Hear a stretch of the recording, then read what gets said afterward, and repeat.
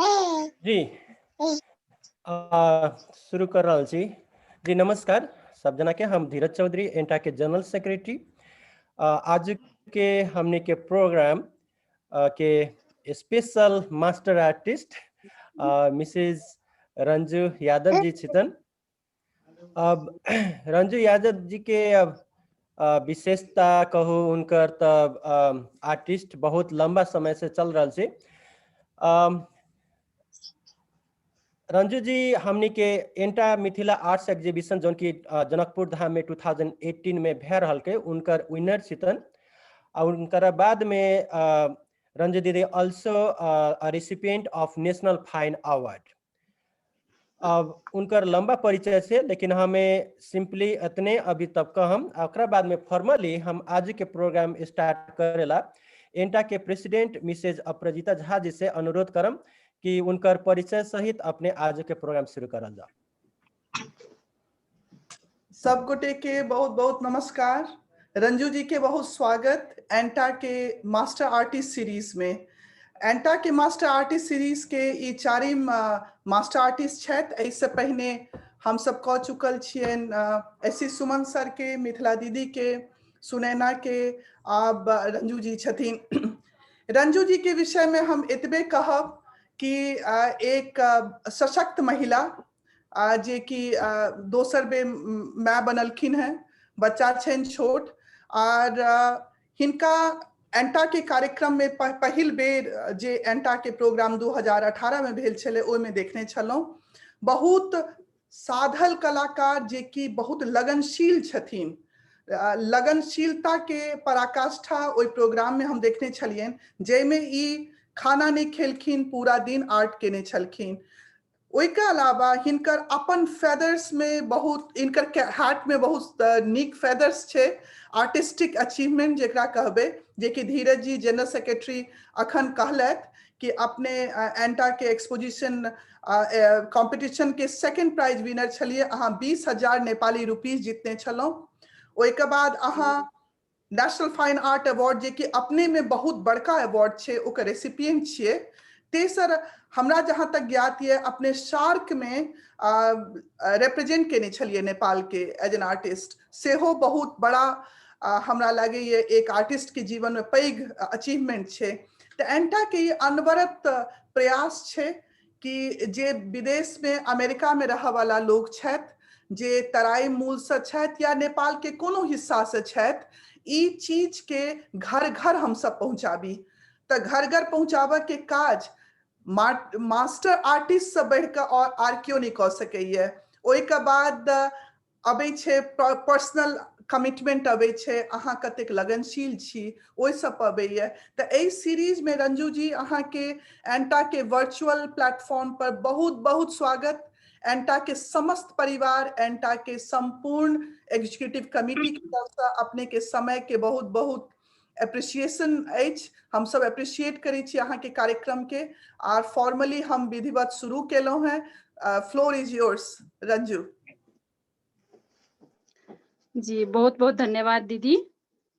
और सबसे पहले गोड़ लगै छी, प्रणाम संपूर्ण एंटा टीम के, और स्पेशली अपराजिता दीदी के और धीरज जी के। क्याकि हम देखत अबै छी, मतलब लॉकडाउन भर पूरे वेबिनार सब होते अबै, हम लगभग सब में ज्वाइन होइ छी। तखन धीरज दीदी फुल टाइम दै छथिन ओइमे, आ दीदी तो रहबे करैत रही छथिन। हम स्पेशली अपराजिता दीदी के और धीरज जी के बहुत बहुत धन्यवाद देबै। और एंटा के संपूर्ण टीम के और फिर से अपराजिता दीदी के धन्यवाद देबनि कि एते नीक कार्यक्रम संचालन केलैत। और एहन नीक प्लेटफॉर्म एकटा मिथिला आर्टिस्ट सब के लेल जे ई भेटल, ई बहुत गर्व के बात छै। और ऐसे बहुत कुछ सीखै ले सब आर्टिस्ट सब के सेहो भेटैया, किछ अपन प्रेजेंट करे ले भेटैया, अपन हुनर देखबे के मौका भेटैया, और ऐसे बहुत कुछ सीखे के मौका भेटैया। ताहि दुआरे बहुत बहुत धन्यवाद देबै। और हमर परिचय तऽ की कहै छै, अपराजिता दीदी दैये देलखिन। तैयो हम कहै छी जे हम रंजू यादव, हमर घर सप्तरी, जन्म स्थान सप्तरी अछि, पटेरबा तकर बाद अहाँके अखन जे शादी के बाद घर अछि से हो सप्तरी में अछि, राजविराज नगर पालिका 10 दिघवा में अछि। तऽ हम अपन जे एकटा कला यात्रा कहबै, जे शुरुआत जे हमर भेल उ बचपन से अछि। कियाकि हमरा लगैए जे ई कला और कहै छै जे कला और गायन और पाक में मिथिलानी सब निपुण होइ छै, जे उ सबके शुरुए से गुण अपने पुरखे से आयल रहै छै। तऽ ओ हमरा लगैए हमरो में आयल छै उ बचपने से। जेनाकि हर घर में बच्चा की कहै छै जे ई काज मिथिला के जे मिथिला पेंटिंग छै, मिथिला आर्ट, उ तऽ भित्ति चित्र भूइ चित्र से आयल चीज अछि, जे घर घर में होइ छै, जे दादी नानी काकी मम्मी सब करै छथिन, करैत अबै छथिन ओ सब। तऽ हमरा बचपने से ओहिमे एकदम इंटरेस्ट। हम बचपने से अहाँके आंगन घर निपैत पोतैत की कहै छै जे ओहिमे फूल बूटा बनबैत, मम्मी सब हमरा रिसेबो करैत छलखिन जे तू भरि दिन निपते रहै छै, की कहै छै ई भऽ गेलै आब एते नहि कर कहिके। तैयो हम बिहान के मतलब भोर से निपैत रहैत ओ बुट्टा काटैत काटैत हम 10 बजा दै छलियै। तऽ हमरा तते पहिनिये से उ छाल, ओहिमे मन लगै छाल। तकर बाद की कहै छै जे हमर बचपन के पढ़ाई मतलब 6 क्लास तक गाँव में भेल। तकर बाद हम 7 से राजविराज चलि एलहुँ, अपन अंकल आंटी के साथ रहऽ लगलहुँ तहे राजविराज में। तऽ ओहिठिना तऽ फेर माटि के घर नहि भेटलै। तऽ हम कन्हे दूर जे माटि रहै ने, ओहिमे हम बुट्टा बनबियै। तऽ हमर आंटी हमरा मतलब बोलैत रहथिन जे तोरा उ न अखन धरि नहि छुटलौ कहि के। तऽ हम कहियै हमरा उ नहि छुटतौ। तऽ की कहै छै जे ओहिठिना से पढ़ाई जे स्टार्ट भेलै, तऽ उ तऽ जब जे स्कूल पढ़ियै तऽ हर कॉपी में सब्जेक्ट ओना सर टीचर पढ़बैत रहै छलखिन, हमर कॉपी में उ हर पेपर में एकटा फूल, एकटा कुछो मतलब पेंटिंग सब बनबैते रहै छलियै हमे। तऽ और स्कूल सबमे जे प्रतियोगिता सब होइ छलै ड्राइंग के, तऽ हम ओहो में पार्टिसिपेट होइ छलहुँ। और कते प्रतियोगिता हम जीतने भी छी, स्कूल में होय कॉलेज में होय। कॉलेजो में जब कॉलेज शुरू भेलै, स्कूले के बात करबै, स्कूले में हम 7 क्लास 8 क्लास में हम कपड़ा सब में बहुते पेंटिंग केने छी। जखन हम मतलब हमरा पहिने से बहुत मन लगे ओहिमे, ओहि पेंटिंग करे में। तऽ की कहै छै कपड़ा में केलहुँ, तकर बाद हैंडीक्राफ्ट सब जे होइए सेहो हम बहुते बनेलहुँ ओहि टाइम में, 7 8 9 क्लास में। तब 10 क्लास के बाद जे कॉलेज में गेलियै, कॉलेज में गेला के बाद तखन बुझायल जे कने बेसी पढ़ऽ पड़तै ओ अथी करऽ के लेल। तऽ ओहिठिना के यूनिवर्सिटी में जे एडमिशन लेला के बाद ओहिठिना की रहै जे IA BA MA ताहि ढंग के रहै, ओहिठिना एड नहि रहै। तऽ हम IA में एडमिशन लेलियै।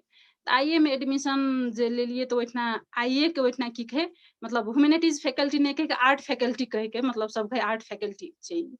तऽ हम की आर्ट फैकल्टी मात्रे कहै छै, आर्ट तऽ पढ़ाई हेबे ने करै छै। कि आर्ट फैकल्टी भेल तऽ कम से कम आर्ट पढ़ाई होतियै तब ने हेतियै। तऽ हमरा फूल बुट्टा जे बनबै लए मन लगै, तऽ हमरा ई चीज कतहु था नहि रहै। यदि हमरा शायद था हेतियै तऽ हम आर्ट पढ़तियै।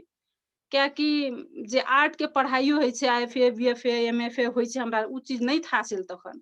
तऽ हम की कहियै जे एहि फूल बूटा एहन चीज सबके जे पढ़ाई हेतियै, तऽ ई पढ़ाइए ने भेलै, ई खाली लिखै वाला पढ़ाई सब ई भेलै। तऽ एहि ढंग के जे बनबै वाला पढ़ाई हेतियै ने तऽ हम उ पढ़तियै कहि के हम बोलियै घर में। हमरा केओ कहबो ने केलखिन अपनो घर के केओ, जे एकरो पढ़ाई छै जे मतलब पढ़ि सकै छियै कहि के। तऽ ई कॉलेजो में मतलब हम कपड़ा और में बहुते के पेंटिंग, टोल पड़ोस के जे टेबुल क्लॉथ सब होइ छै, ओहि सब में हम बहुते कऽ देने छियै ओ कपड़ा में। तकर बाद हैंडीक्राफ्ट सब बहुते बनेलहुँ ओहि टाइम में। ओ फेरो अथी कॉलेजो टाइम, ओ हमर शुरुआत बचपने से बनबैत अबै छी हम। तकर बाद जे कॉलेज पढ़िते रही बैचलर सेकेंड ईयर, तखन हमर शादी भेल। शादी भेला के बाद हमर वासस्थान भऽ गेल काठमांडू, हम काठमांडू चलि एलियै। लेकिन उ चीज तऽ हमर में हुनर रहै, हम पहिने से करैत अबै छलियै, लेकिन हम एकरा एकटा व्यावसायिकता के हिसाब से करबै ओ हमरा दिमाग में कतौ नहि छलै, जेकरा ओहि ढंग के हम ओकरा कऽ सकै छियै। तऽ काठमांडू एला के बाद शादी के बाद तुरंत एठना एलाक बाद हम टीचिंग ज्वाइन केलिए। एठना हम स्कूल में यहाँ के बोर्डिंग स्कूल में टीचिंग करे लगलिए। टीचिंग करते तैयो हमर ई जे काम छले कपड़ा सब में केना, हम बहुते कपड़ा सब में केलिए। आ मेहंदी डिजाइन जे होय छै से हम अहाँ के कुपंडोल में रहे छै, एठना के पूरा टोल के लोग आबे हमरा मेहंदी लगा दे, मेहंदी लगा दे।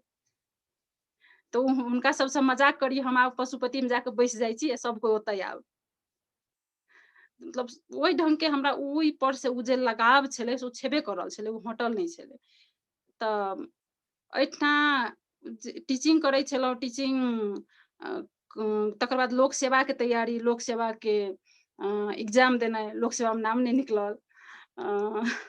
कियाकि मन तो छल दोसर ठिन, दोसर लगे छलु हम दोसर काम में, तो ओहि में सक्सेस कतऽ से हैत, बात छले से। त ओहि में करैत ओहि में नहीं भेल, नाम नहीं निकलल। तकर बाद अहाँ के एक दिन अमरेन जी के भेट भेल छले अजीत सर के एकटा प्रोग्राम में। तो अजीत सर भेटल छलखिन ओहि प्रोग्राम में, तो वही अथी से अमरेन जी के अजीत सर एलखिन हमर रूम अमरेन जी से भेटे ले। तब हम जे वह टेबुल क्लॉथ सब में केने छलिए, पलंग पोस्ट सब में केने छलिए, ओ काज देखलखिन। वही दिन हम अपन हाथ में मेहंदी सेहो लगेने छलौ। तो अजीत सर जे देखलखिन तो ओ कहलखिन के केने छै? हम कहलिए हम ही केने छी सर। तो कहै छथिन जे एते नीक अहाँ काज करै छियै, त एकरा तो व्यावसायिकता के हिसाब से अहाँ लऽ जा सकै छियै, अहाँ एकरे पेपर और कैनवास में करू। वही दिन हमर लाइफ के बहुत बड़का टर्निंग पॉइंट कहबे ओकरा, जे हमें तो सर एकरा हम व्यावसायिकता के हिसाब से कऽ सकै छियै, तो हाँ अहाँ कऽ सकै छियै, लेकिन हमरा उचित दिमाग में कतौ नहीं छलै। ओ सरे हमरा तकर बाद कहलखिन जे हम कहलिए सर त एकरा पेपर और कैनवास में कने बढ़िया से केना करबे? कहलक हम अहाँ के गाइड कऽ देब, हम देखा देब अहाँ के। तो सरे हमरा अजीत सर जे हमर गुरु छथिन, हम उनका गुरु माने छियै, कि व्यावसायिकता हम करैत तऽ अबै छलिए, लेकिन व्यावसायिकता के जे रूप एकटा भेटले आर्ट के, तो वो अजीत सर के कारण से भेटले। और वो हमर गुरु छथिन, और हुनका आदर सम्मान हम सब दिन करैत रहबै, क्या को हमर गुरु छथिन। वही हमरा रास्ता देखेलखिन, वही सिखेलखिन। तकर बाद जे उ हमरा और जे सर हमरा सिखेलखिन, तो हमरा ओहि टाइम में सीखऽ के एको रत्ती मतलब दिक्कत नहीं भेल। हम जल्दी सीख गेली तुरंते, क्या कि हमरा में तो हुनर छल, हम करैत आबै छली, तो तै दुआरे हमरा कोनो दिक्कत नहीं भेल। तुरंत हम सुंदर बनबऽ लगलिए। कपड़ा में भी केने, मात्र कैनवास पेपर सब में ढंग के नहीं केने रहिए, लेकिन उ तो कर लिए तो हमरा तुरंत भ गेल। तकर बाद ई यात्रा हमर स्टार्ट भ गेल तखन से। तकर बाद ई बनबैत हमर वर्कशॉप सब में पार्टिसिपेट हुए लगलहुँ, ग्रुप एग्जीबिशन सब में, नेशनल, तकर बाद एहिना काठमांडू में इंटरनेशनल वर्कशॉप सब है, ओहो में हम पार्टिसिपेट तखनते से हुए लगलहुँ, कियाकि हमर आर्ट तुरंत नीक भ गेल, जे करैत जे अबै छलहुँ तै से। होइत तकर बाद ओही बीच में उ करते एकटा अपॉर्चुनिटी मिलल बांग्लादेश जाय के, जे हम ओहो में धन्यवाद देबऽ चाहबनि एसी सुमन सर के, जे हमरा लऽ गेलखिन।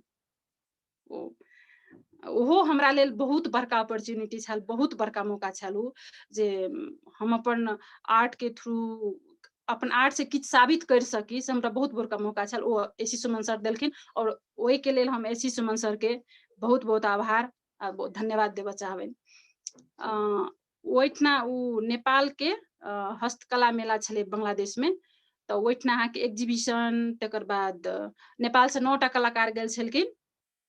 कुलपति तखन लोक कला विभाग के प्रमुख छलखिन एसी सुमन सर गेल छलखिन, और कलाकार सब और कलाकृति 60टा गेल छलैया, ताहिमे हमरो सर लऽ गेल छलखिन। तो ओहिठना वर्कशॉप सब भेले, एग्जीबिशन सब भेले। तो ओहि में एकटा फर्स्ट टाइम एकटा लड़की जे मतलब कतौ नहीं गेल, ओहिठना जे एकटा बाहर में जब कदम रखे छै, तो मतलब एकटा अलगे अनुभूति तखनी होइ छै, हमरा जे फील भेल ओहिठना। तो ओहिठना वर्कशॉप सब में हमरा बहुत कुछ सीखऽ के मौका मिलल, कियाकि ओहिठना के आर्टिस्ट और एनोखा आर्टिस्ट सब मिल के वर्कशॉप में भाग लेने छले। हुनको सबसे बहुत कुछ सीखऽ, एक दोसर से शेयर करे छले अपन आर्ट के बारे में, अपन की एलिमेंट सब यूज करे छै तै सब के बारे में, तो बहुत कुछ सीखऽ के ओहिठना से मौका मिलल।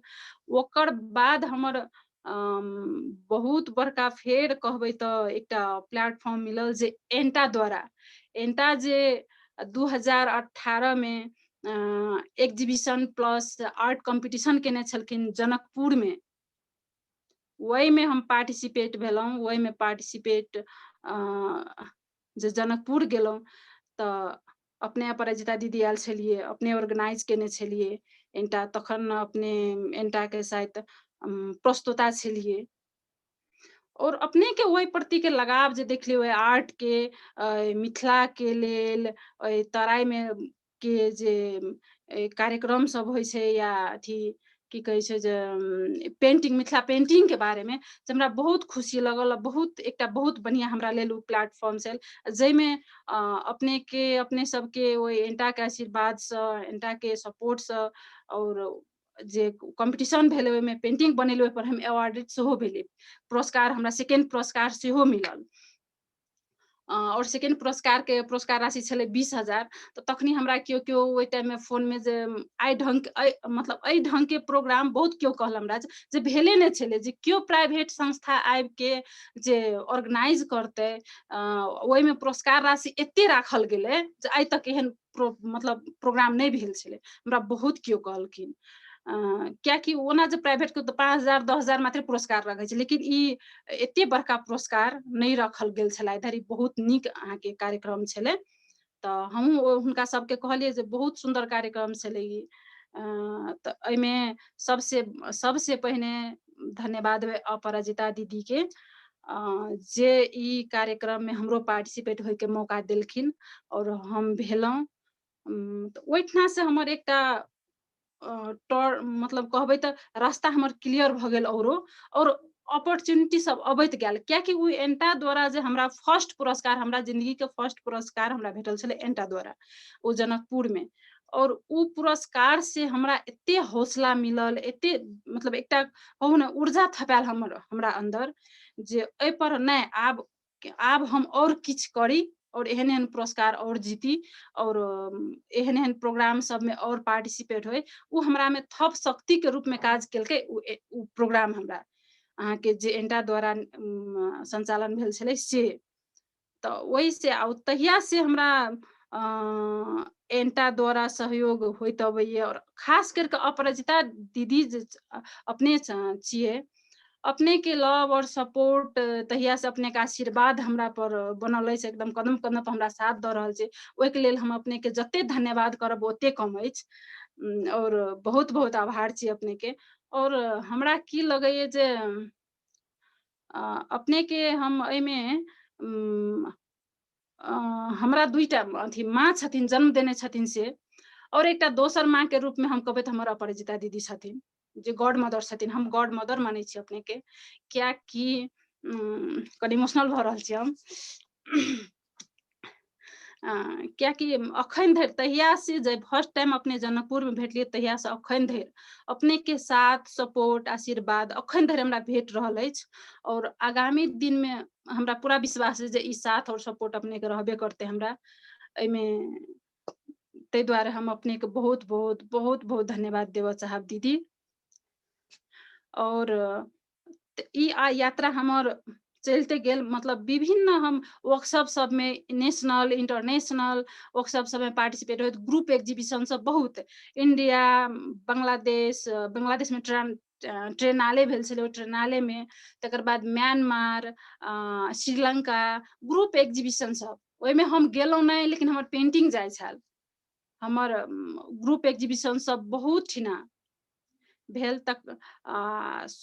सोलो एग्जीबिशन जे छै से सोलो एग्जीबिशन हमर अहाँके 2019 में अहाँके मार्च 30 से स्टार्ट भेल छल, मार्च अप्रैल में चललै ओ। तऽ अहाँके ओ सोलो एग्जीबिशन मतलब बहुत सक्सेसफुल रहलै, बहुत नीक रहलै वो।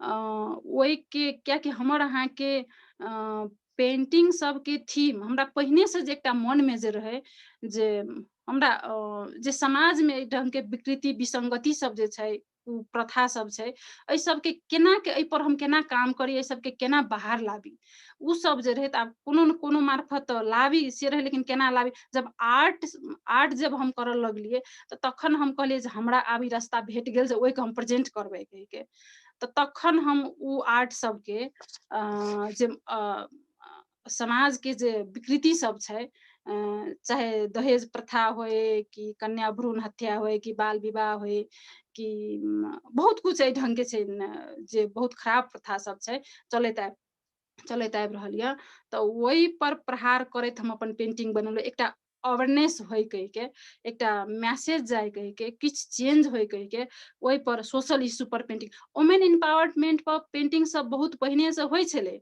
लेकिन एहि पर पेंटिंग हम कहै छी एहि पर पेंटिंग नहि होय छलै ई जखन हम अथी नेशनल एठना एग्जीबिशन जे होइ छै ललित कला से नेशनल एग्जीबिशन जे होइ छै साल में एक बेर ओहि में हम 2074 साल से पार्टिसिपेट होइत अबै छी ओहि में तो ओहि में हम फर्स्टेज हमर पार्टिसिपेट वाला पेंटिंग छलै 74 साल में हम दहेज पर बनेने छलियै तऽ ओहि ढंग के पेंटिंग हमर मतलब ओ एकटा हमरा की लग ओ अपन हम जे उ समाज के विकृति सब पर जे पेंटिंग करैत अबै छी तऽ हमरा की लगैया जे एकटा आर्ट जे होइ छै कला होइ छै उ समाज के एकटा आईना होइ छै तो आईना उ हम अपन कला मार्फत उ आईना देखबै के प्रयास करै छी समाज के जे उ देख के किछ चेंज होय और आर्ट जे होइ छै सिर्फ हमरा नहि लगैया जे सिर्फ भित्ता में सजाले टा जा सकैया ऐसे समाज में बहुत परिवर्तन लाबि सकै छै एकटा मोमेंट के रूप में यूज कर सकै छै के ओइ आर्ट के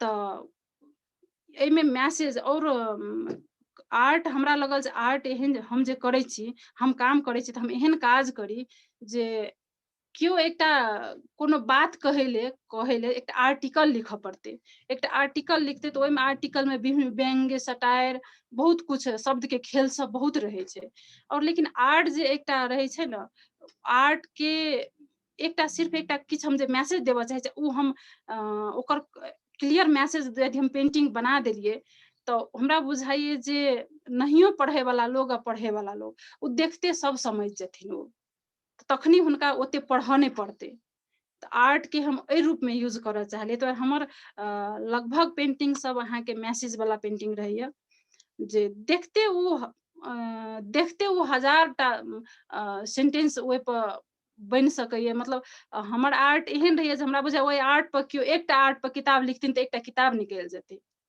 मतलब तै ढंग के आर्ट हम कहलियै जे किछ चेंज अलग करी तऽ तै ढंग के हमर आर्ट हम करऽ लगलहुँ तकर बाद उहे कलर्स ऑफ चेंज नाम के हमर एग्जीबिशन जे मार्च और अप्रैल में 2019 में जे चलैत भेलै तऽ उ बहुत सुंदर एग्जीबिशन रहलै बहुत सबके मतलब पॉजिटिव मैसेज जे बहुत सुंदर रहल जेना आर्ट काउंसिल में केलिए तऽ ओहिठना बहुत केओ एहन छलखिन कहऽ वाला जे आइ धरि हम एहन एग्जीबिशन नहि देखने छलहुँ कहलहुँ ओना कहबै तऽ बुझाइए जे कहतै जे अथी करि रहल छै लेकिन सही में हमरा बहुत केओ ई बात कहलक ओहिठाम आर्ट काउंसिल में जे एते सुंदर एग्जीबिशन सब केओ विजिट करऽ एलखिन इन्वाइट केने छलियै लेकिन हमरा ओनऽसँ माधव नेपाल जी फोन केलखिन जे हम आबि रहल छी एग्जीबिशन देखऽ हमरा तऽ एक हम शौक भऽ गेलियै जे माधव नेपाल हमरा फोन केलैया मतलब ओ अपने फोन केलखिन जे हम आबै छी अहाँके एग्जीबिशन देखै लए एलखिन सब केओ बहुत तकर बाद बाबूराम भट्टराय जे एलखिन तऽ ओहिमे जे एकटा डिजास्टर टूरिज्म कहि के जे पेंटिंग छल हम पेंटिंग देखेबे करब बाद में ओ पेंटिंग पर ओ पेंटिंग राखि के ट्वीट केलखिन जे रंजू यादव के जे एग्जीबिशन चलि रहल छै आर्ट काउंसिल में हम सब नेता कहब एक बेर जाके देखू कियाकि उ नेता सब पर व्यंग्य छलै पेंटिंग में ताहि दुआरे तऽ ओ घर जाके हिशिला यामी मैम के कहलखिन जे ओहिठाम आर्ट काउंसिल में एग्जीबिशन चलै छै जो देख के आ ओ हम पेंटिंग मतलब निकालैत रही ओहि टाइम में मैम एलखिन हिशिला मैम रंजू मलाई त बाबुरामले भन्यो कि गएर हेर त्यहाँ कस्तो राम्रो राम्रो पेन्टिङ लागेको छ त्यहाँ गएर एक्जिबिसन हेर्नुपर्छ अनि ओ एक्जिबिसन हमरा लेल एकटा हमर लाइफ के बहुत बड़का मतलब चेंज ओके एक्जिबिशन के नामे रहे कलर्स ऑफ चेंज लेकिन सच में हमरा ओ लाइफ के चेंज केलखिन ओ की कहै छै जे हमर एक्जिबिशन सोलो एक्जिबिशन तकर बाद एग्जीबिशन के लिए स्विस एम्बेसी में ओहे एग्जीबिशन में स्विस एम्बेसडर मैम सेहो आयल छलखिन, तो हुन सब पेंटिंग सब देखलिन, हुनका बड़ नीक लागलै। तकर बाद ओ हमरा फोन केलखिन जे महिला इशू सब जे समाज के अथी से उठेने छै, तो ओहि पर आबि के हमर नेशनल डे पर, स्विस नेशनल डे पर आबि के एहिठाम एग्जीबिशन करू कहि के। तब ओहिठाम जे हम गेलियै, तऽ एहिठाम जते संस्था सब छै जे महिला पर काज करै छै, यूएन सब भेलै, एहि ढंग के संस्था सब, सबके इन्वाइट केलखिन ओ, तऽ सब गेलखिन। और वही में जे पेंटिंग सब और देखलखिन, एग्जीबिशन देखलखिन, तो तखन हमरा विदेश से बहुते ठिन से ऑफर आयल, जहाँ आबि के एग्जीबिशन करू, एहि ढंग के पेंटिंग अछि। लेकिन तकर बाद लगभग तकर बादे बौआ हमरा प्रेग्नेंट भऽ गेली, तकर बाद अहाँके कोरोना वायरस आयल, सब चीज ठप्प भऽ गेल। लेकिन बाद में सब हेबे करत। तो स्विस एम्बेसियो के अहाँके बहुत नीक रहलै प्रोग्राम, ओहो सोलो, ओहो बहुत नीक रहलै। लेकिन अखन चलते ये, तकर बाद लॉकडाउन भेल, लॉकडाउन में आब हम प्रेग्नेंट आ पेंटिंग नहीं कऽ सकै छी। तैयो अहाँके नेपाल की कहै छै जे काठमांडू में फर्स्ट ऑनलाइन एग्जीबिशन, नेपाल में कहबै फर्स्ट ऑनलाइन एग्जीबिशन उहे भेलै जे म्यूजियम ऑफ नेपाली आर्ट कह के जे म्यूजियम खुललै काठमांडू गेस्ट हाउस में, तो वही में हमरो फोन केलखिन जे अहाँ अपन आर्ट दियौ एगो, बनाउ एगो आर्ट, एते दिन के टाइम भेल, हम अहाँके आर्ट राखऽ चाहै छी। ताहिमे मिथिला पेंटिंग से 2 गोटे, एकटा सुमन सर, एकटा हमर आर्ट ओहिमे गेल, ओहि म्यूजियम में, जे ओहो एकटा बड़का फ्रॉड के विषय छै। मतलब एकटा आर्टिस्ट के लेल जे म्यूजियम में पेंटिंग रखाई छै, हमरा बुझाय ओहो बहुत बड़का मतलब बात छै, कोनो आर्टिस्ट के लेल बहुत खुशी के बात छै। तो ओहो ठना हमर पेंटिंग हम अपन प्रेगनेंसी पर बनेने छलहुँ, जे प्रेगनेंसी जे हम फील केने छलहुँ कोरोना वायरस के में रहि के, तो ओहे पर पेंटिंग बहुत चर्चित रहलै वो पेंटिंग। एठना के बहुत बड़का एकटा आर्ट गैलरी चलबै छथिन, और बहुत राइटिंग बहुत नीक करै छथिन, संगीता थापा के ओहो हमर पेंटिंग पर बहुत किछ बाजल छथिन, पेपर सब में हम देखलियन से बहुत नीक पेंटिंग छै, बहुत सोच के थीम बनायल छै, बहुत नीक। तो हमरा बहुत खुशी लगैया। और एंटा के फेर से हम एंटा के धन्यवाद देवऽ चाहबनि जे ओ पुरस्कृत केलथि हमरा, ओहिसे हमर लाइफ और अपना में एकटा आत्मविश्वास एकटा बढ़ल, और अखन धरि यात्रा में लागल छी, और सब दिन हम लागल रहब। से हमरा पूरे अपने सबके आशीर्वाद एहना बनल रहे, और एहने प्रोग्राम सब अपने सब ऑर्गेनाइज करैत रही, हम सब पार्टिसिपेट होइत रही से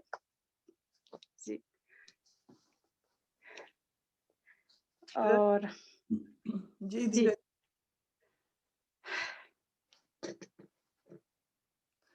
रंजू जी के कहानी सुन के आ हम बहुत पेज पे अखन शेयर कर रहल छी, जे भिन्न भिन्न पेज से ई प्रोग्राम के देख रहल छथिन।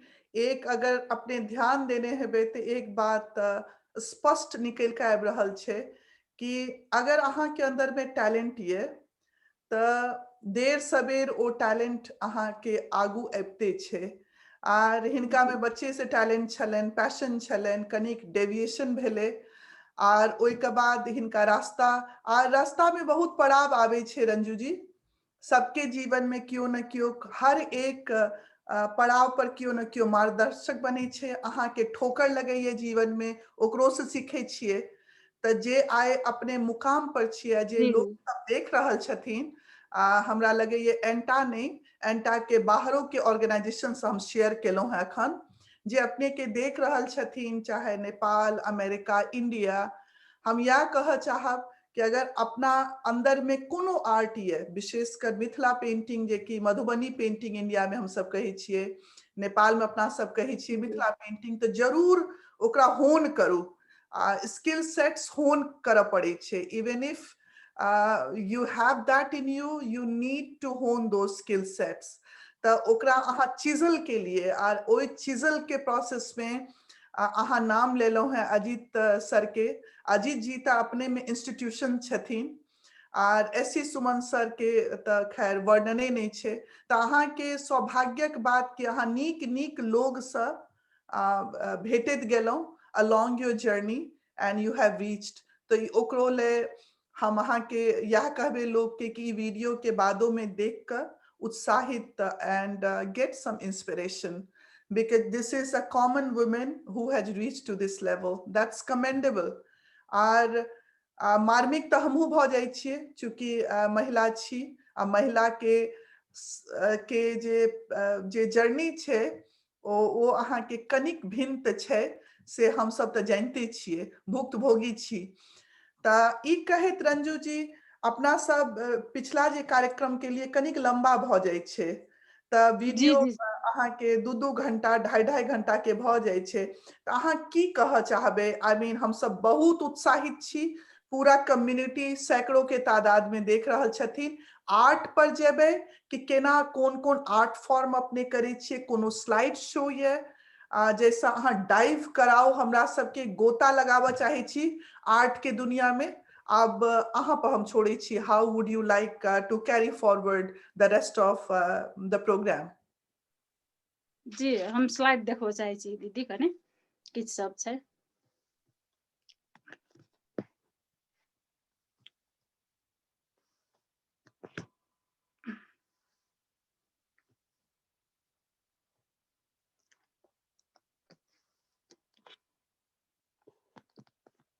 ओके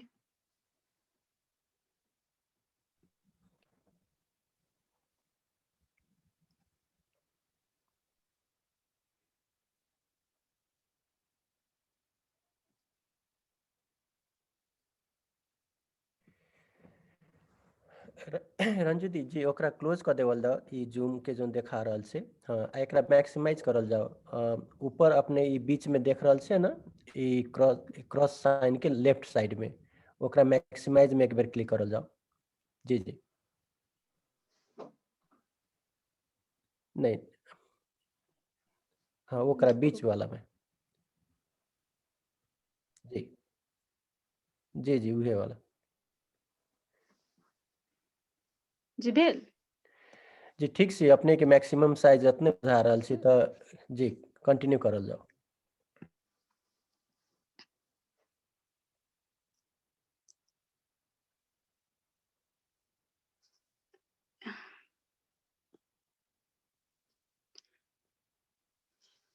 जी ई हम बनेने छलौ जे फिश ऑफ वर्ल्ड कह के।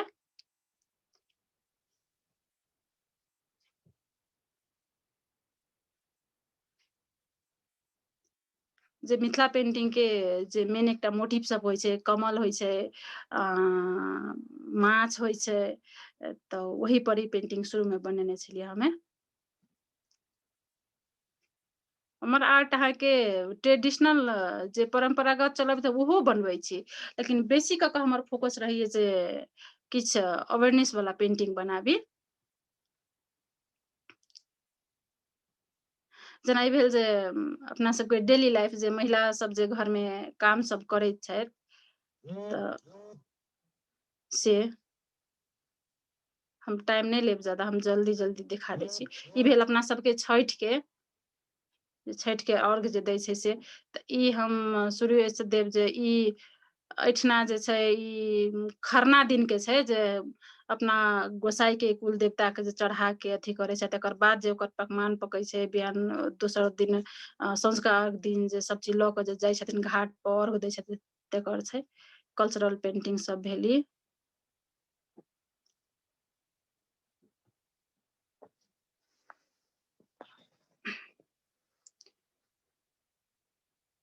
ये अपने के कोबर,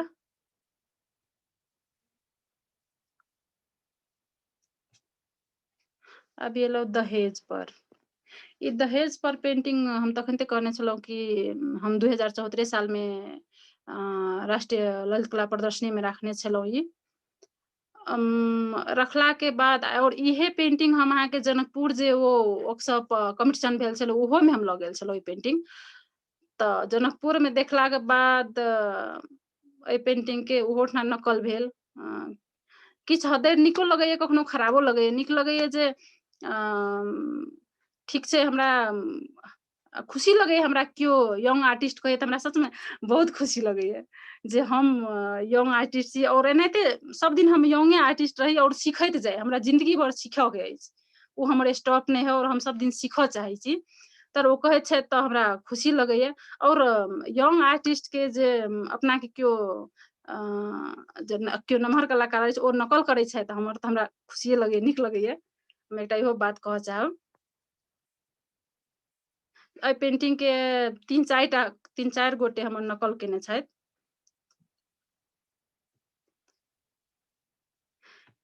फेर ई अपने के मुख चित्र कहै छै एकरा, भित्ति चित्र, मुख चित्र। ई हम एकदम छोटे से बनबैत अबै छी। ई एम्हर आबि के बनेलहुँ हम ई, जेकरा हम चूड़ी से पहिने चूड़ी फोड़ि के, चूड़ी के जेना के हाफ सर्कल रहै छै, वो घुमा के जे बनबै छै, वही से बनेने छै। ई पेंटिंग अपने के हम धीरज के कहऽ चाहबै जे थारो सबके सेहो भित्ता पर बहुत रहै छै पेंटिंग।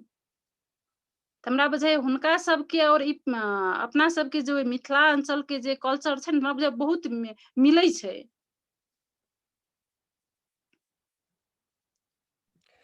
रंजू जी हम थपेला चाहम, जी हमर घर तो 12 जिला से, वहाँ हमने के अपन original Tharu language plus Bhojpuri language, लेकिन अब हमर शादी भए गेल छै पूर्वरी, तो ओकर इफेक्ट हमरा कथी भए गेल कि हम अपन लैंग्वेज में तनका नीचा भए गेल छी आ मैथिली में तनका ऊपर भए गेल छी।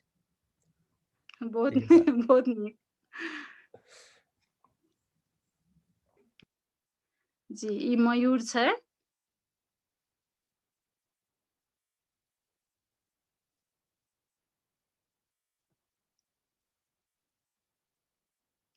और ई जे अछि से अरिपन अछि। ई अरिपन हमरा सब दादी माँ सबसे देखैत अबै छी जे भरदुतिया में ई अरिपन बनायल जाइए। भरदुतिया जे भाई टीका होइ छै ओहिमे, तऽ एहिमे जे 4टा चक्र बीच में देखाइ छै, वही 4टा चक्र के बहुत महत्व ओहिमे कहै छै। ई 4टा चक्र विष्णु के मतलब चक्र मानै छै। एहि चारू चक्र पर की करे छै, भरदुतिया के दिन, भरदुतिया से एक दिन पहिने बनै छै, हुड़ाहुड़ी के दिन। और वही चारू चक्र पर की करे छै, जे सबसे मिहिन दाना होइ छै ने, जेना कि तोरी भेलै, मड़ुआ भेलै, उ एहि चारू कोना पर रखल जाइ छै। और एकर मान्यता की छै जे बिहान भने आइ तऽ हुड़ाहुड़ी छै, काल्हि भरदुतिया छै, सबके भाई सब काल्हि एथिन, तऽ एहि पर जे ई राखि दै छै, तऽ ओहि के दिन जे यमराज एतै ने, तऽ एहिके बिछते बिछते ओकरा बिहान भऽ जेतै, केकरो भाई के ओहि दिन नहि लऽ जा सकैया। से ई अछि।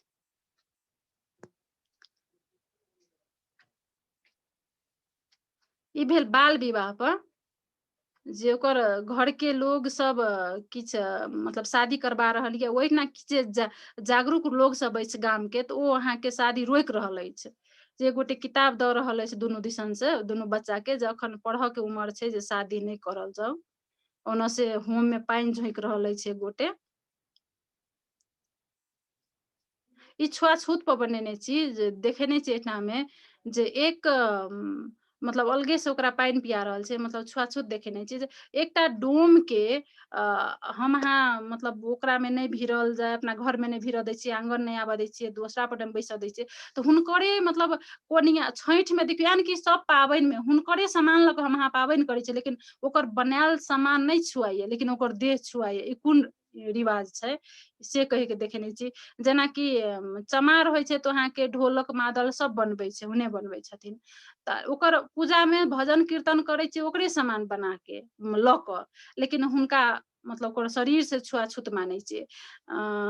जेनाकि दलिते बेसी करि के मूर्ति, जे मूर्तिकार देखबै तऽ बेसी करि के दलिते देखै छै, तऽ उहे भगवान बनायल स्थापित मंदिर में कऽ दै छै, हम अहाँ जाके पूजा करै छियै, ओ मंदिर जाइ से ओकरे रोक लगा दै छियै। तऽ एहि छुआछूत पर हम देखेने रही।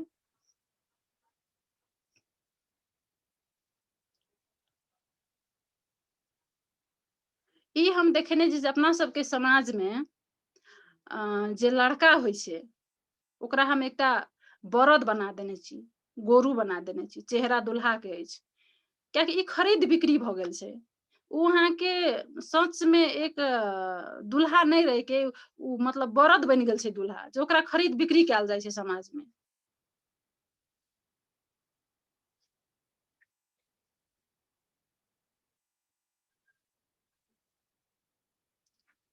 ई माछ के भार ल क हमर जतऽ हमर जन्म भेल अछि जे गाम में, ओहि में आधा गाम और जाति सब अछि, आधा गाम पूरा मलाह अछि।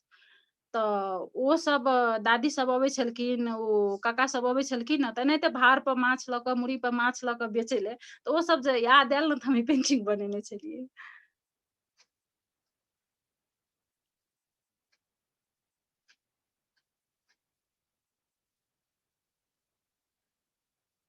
ई अहाँके इहो दहेजे पर अछि, जे तराजू में एकटा साइड लड़का अछि बेउला, और दोसर साइड में ओकरा जते सामान दै छै ओ लादि देने य, और दैते य, आ लड़की त माला लग खड़ा य, जा धरि ओकर बराबर उ सामान और लड़का इक्वल नहीं हैत, ता धरि ओ लड़की माला नहीं पिन्हब सकैया, मतलब नहीं शादी भ सकैया, ओ दैते अछि।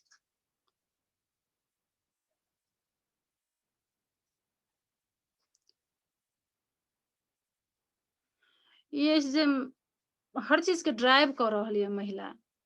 महिला कोनो चीज में पछाड़ी नहीं है, ओकरा जस्ट मौका, एकटा प्लेटफॉर्म मिलो के चाही, ओ हर चीज क सकैया।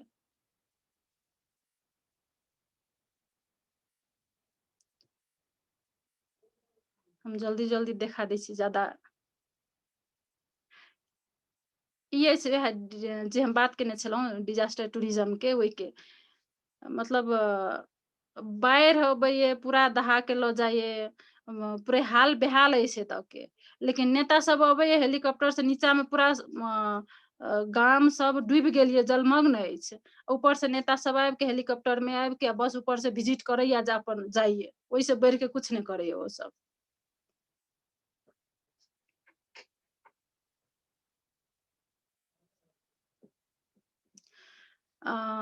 ई जे अछि से ई देखने छियै हम, जे एकटा अपना सबके समाज में केना हस्बैंड विदेश चलि जाइ छै, ओ ओहिठाम देखने छियै, बच्चा छै एकटा छोट, और पेट में सेहो बच्चा छै एहि महिला के, तऽ ओ विदेश चलि जाइ छथिन, तखन महिला पर केना सब जिम्मेवारी आबि जाइ छै, ओ केना घर पूरा सम्हारऽ पड़ै छै हुनका सबके, पूरे सम्हारै छै, घर के काम से ल क बच्चा के स्कूल पुगेनाइ, तकर बाद खेत में सेहो काम करनाइ, और सास ससुर केओ बीमार पड़ले तऽ हुनका सबके देखभाल हॉस्पिटल सब ल जेनाइ।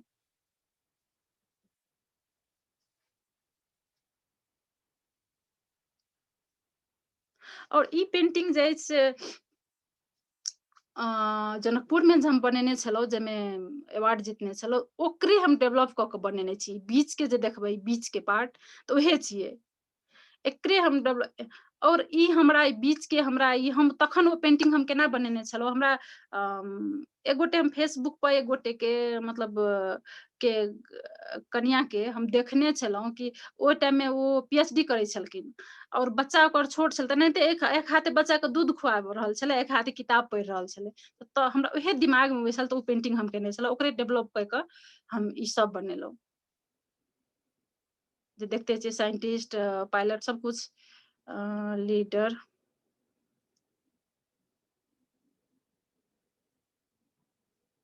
ई ब्यूटी ऑफ लव कहि के बनेने छी, जे गाछ अछि, पर सब कुछ अछि, मयूर सब जे मिथिला पेंटिंग कहै छै, नीचा में मीरा छथि, मीरा जे बीना बजबै छै, ओकरा मीरा के ओहि धुन पर सब मुग्ध भऽ गेल अछि, मयूर से लऽ कऽ सब कुछ।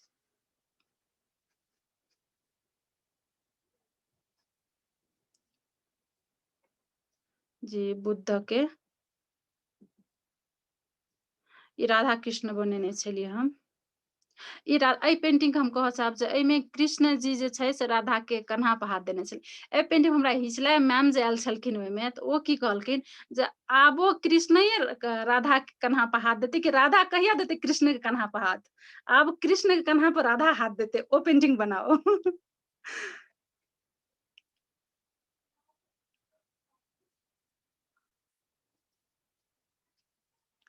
जी ई मयूर और महिला के जे मिथिला पेंटिंग में होइ छै, तऽ हम उ मिला के बनेने छलियै।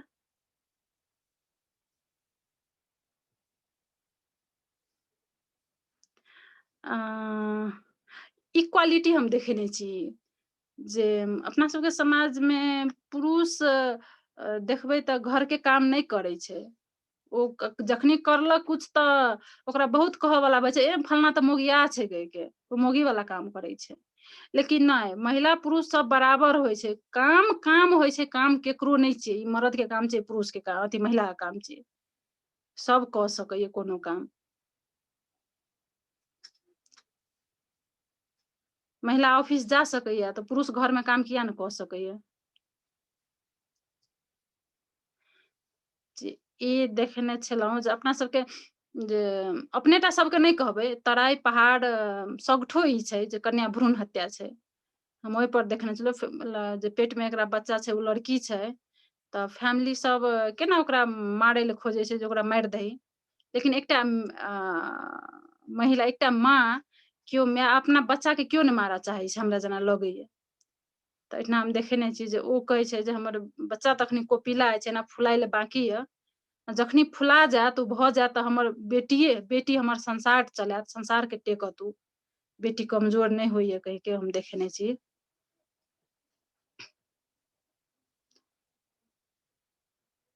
इहो ब्यूटी ऑफ लव अछि। हाँ, ई पेंटिंग हम बांग्लादेश जे गेल छलहुँ तऽ तखन हम ई बना के लऽ गेल छलहुँ।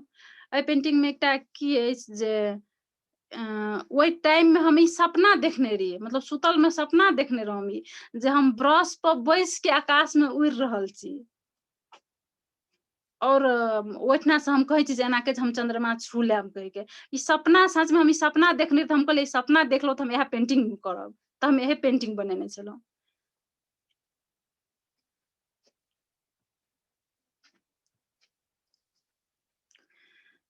ई पेंटिंग हम एहिठिना महिला के फ्रीडम के बात कऽ रहल छी,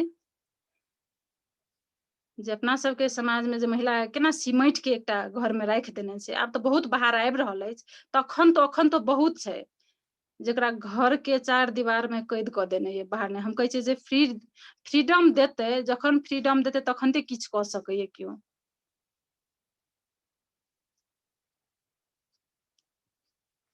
और एहिमे देखने छियै जे पुरुषेटा से अपना सबके समाज शोषित नहीं है, महिला से सेहो अछि। महिला महिले के शोषण कऽ रहल ये, तऽ हुनो फ्रीडम देना चाही। जे ई तखन छुटि गेल रहे कहले जे हम सार्क में 2019 में जे सार्क में सेहो पार्टिसिपेट भेल छलहुँ, मालदीव्स गेल छलहुँ। तऽ ओहिठना वर्कशॉप में और वर्कशॉप में ई पेंटिंग, और वर्कशॉप में हमरा की लगैया जखनी वर्कशॉप होइए 1 दिन के 2 दिन के, हमरा बुझाय मिथिला पेंटिंग के लेल कम टाइम भऽ जाइए। ओते में मतलब बढ़िया हमरा बुझाय नहीं कऽ सकै छी, कियाकि ओके टाइम बहुत छै, ओहिमे कचनी ई उ बहुत होइ छै। तऽ तखन ओहिठना ई पेंटिंग हम बनेने छलहुँ।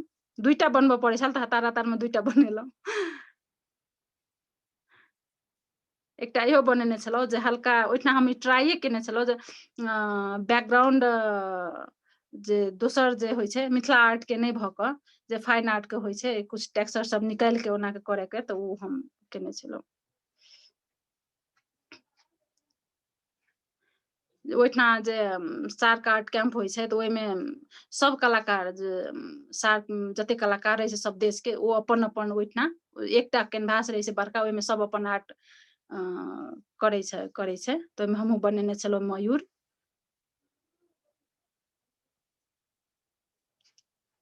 ई हमर सोलो एग्जीबिशन के चीज जे कहलहुँ जे भरदुतिया में जे अरिपन बनैया, हम उहे एहिठना अपन कल्चर देखने छी। जे हमर एग्जीबिशन लागल ये, बीच हम अथी में बनेने छलहुँ ई।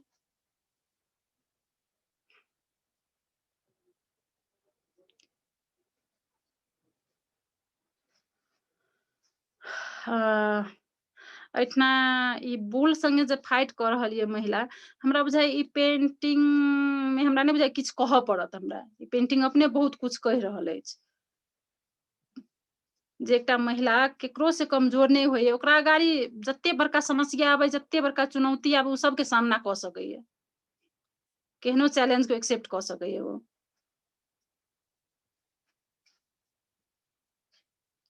ई कल्चरल भेल जे उखैड़ में धान कुटैया। जी ओहो हाथी अछि और गाछ ई हम बनेलहुँ जे अपना सबके गाम में हम देखने छी जे गरीब गरीब घर जे रहै छै, गरीब घर के महिला सब रहै छै, तऽ ओ फुलबारि में जाके गाछ में से जरना तोड़ैत रहै छथिन लग्गी लगा के। हम उहे देखेने छियै जे ओ जरना एकटा बच्चा के बोइक के आयल छै, ओ जरना तोड़ि के आ बोझ बान्हि के ओ राखि के बच्चा के दूध खुआ रहल छै गाछ तर में बैस के।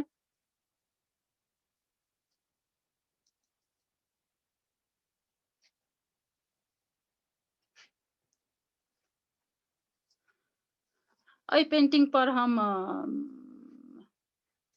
नेशनल अवार्ड पाइने रही, जे वही के हम डेवलप क के बनेने छी, जे तखन कहलहुँ जे लड़की के बहुत पावरफुल होइ छै, वही पर लड़की कुछ क सकैये। इतना देखने छी हम एक अच्छा लीडर भ सकैये, डॉक्टर, राइटर और साइंटिस्ट। लड़की घर से ल के बाहर धरि क सकैये। इतना फेर कल्चरल छै सबमे जे घरों के काम करैये और बाहरों के काम करैये।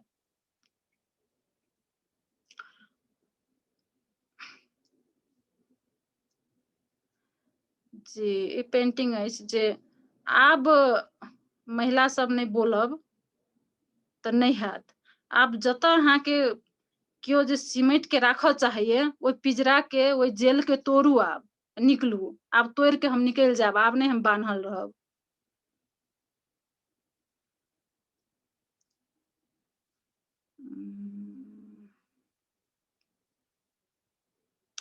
ई पेंटिंग छै जे हम museum of Nepali fine art में जे म्यूजियम खुले जे काठमांडू गेस्ट हाउस में, अहाँके ओहि में इहे पेंटिंग लगले जे ओहि टाइम में हम बनेने छलहुँ प्रेगनेंसी टाइम में।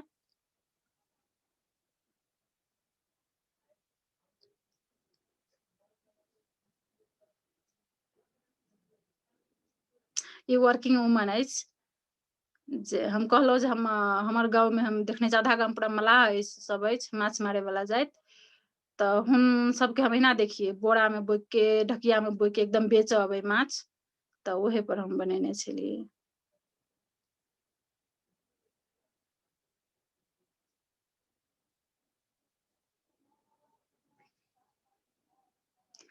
ओके जी, एते पेंटिंग देखेलहुँ। जी दीदी, और हम जी रंजू जी धन्यवाद। हमने के कुछ अपने के ड्राइंग करके देखा हम की का मतलब सीखे के मौका मिलत। जी जी जी बिल्कुल।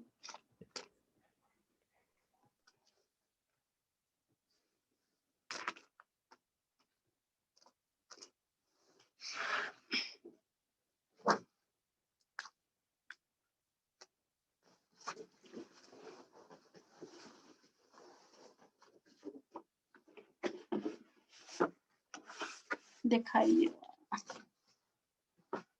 दूर भ गेल।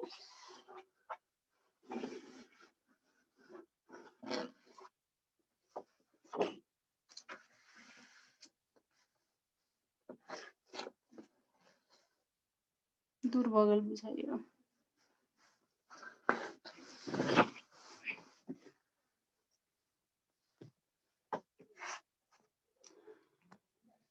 हम सबसे पहिने की कहै छै जे कचनी देखबऽ चाहब कि कचनी जे होइ छै जे मिथिला पेंटिंग के कहै छै ने जे शरीर में से जे आत्मा अलग भऽ जेतै तऽ ओहि शरीर के कोनो काम नहि रहतै। तेनाहिते मिथिला पेंटिंग में कचनी के उहे महत्व छै। पेंटिंग में प्राण दै के जे काज करैया ओ कचनी करैया। और कचनी होइ छै अहाँके जेना कचनी होइ छै, देखाइ नहि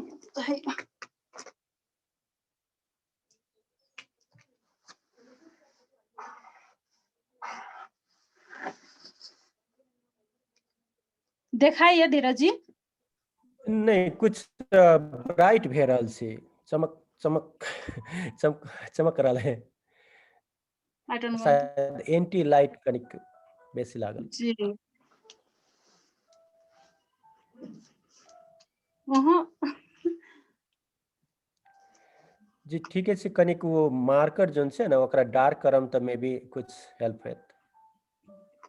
लाइट के कनी कम करू। त्यो लाइट बंद मत बाबू अब ऑन साइड दिखा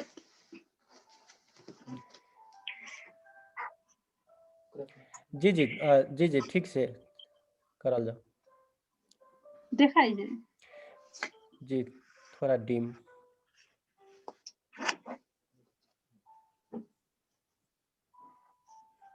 जी एकरा कैमरा अमरेन जी के कहबे कि अगर कैमरा के फेस करता अहाँ के आर्ट पर ई भ सके जी भ सकै दीदी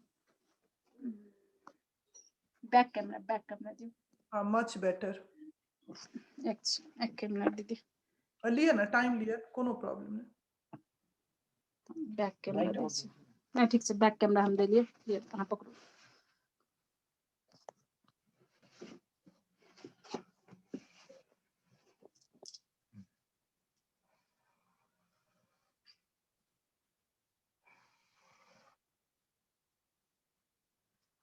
एकरा सीधा कचनी कहै छै ठर कचनी और कुमार कर दिन त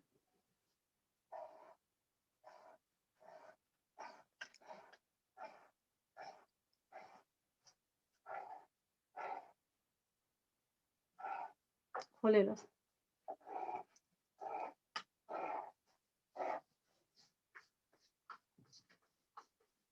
एकरा तकर बाद फिर दोसर के एकरा कहिए तिरछी कचनी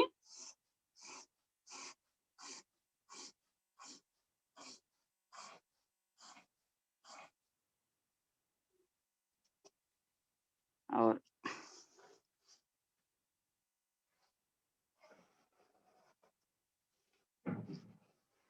अही में कहबै त एकरा कहिए दोहरी कचनी अही में जे हम कह देबै त तखनी भ जाए दोहरी कचनी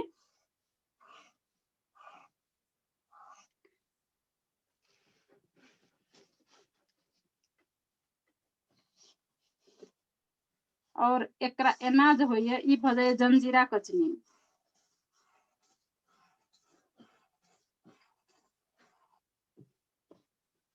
और एना जे होइए एना एना ई भ जाए लहरी कचनी कचरी कते यूज करे छी कोन पर्पस के लिए जी हाँ पेंटिंग में अहाँ के सबठो जखनी मिथिला पेंटिंग बारे मतलब ओकर साड़ी में होय या धोती में होय या गमछा में होय या कोनो भी अथी में बैकग्राउंड में होय या बॉर्डर में होय सबठो कचनी यूज हेबे करैया पेंटिंग में कचनी जे छै ने कहलहुँ ने पेंटिंग में जे जीवांत पेंटिंग बनबऽ चाहबै पेंटिंग के सुंदर पेंटिंग के में जे प्राण दिय चाहबै ने ओ कचनी चाहबे करी बिना कचनी के पेंटिंग अहाँ के ओ नहीं सुंदर एक रति सुंदर नहीं लागत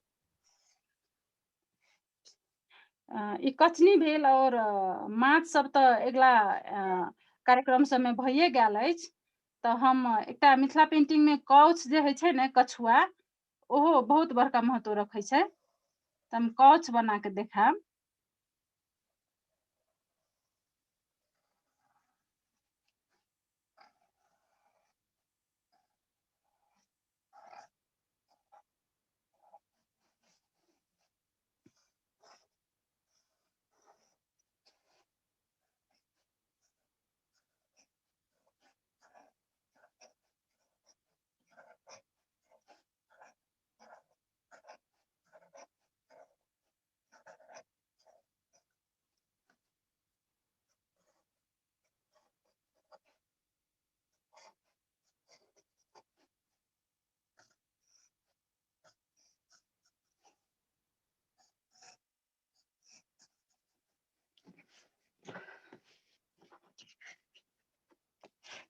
जी भेल अब एकटा हम माछ बना दै छी छोट छी ने तकर बाद हम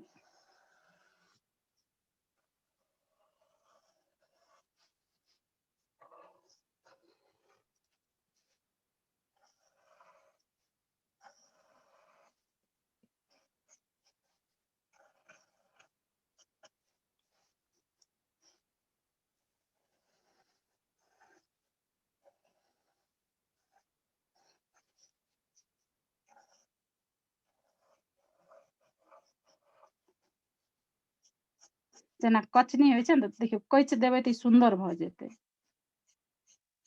कैच देलियै तऽ सुंदर भऽ गेलै देखै लेल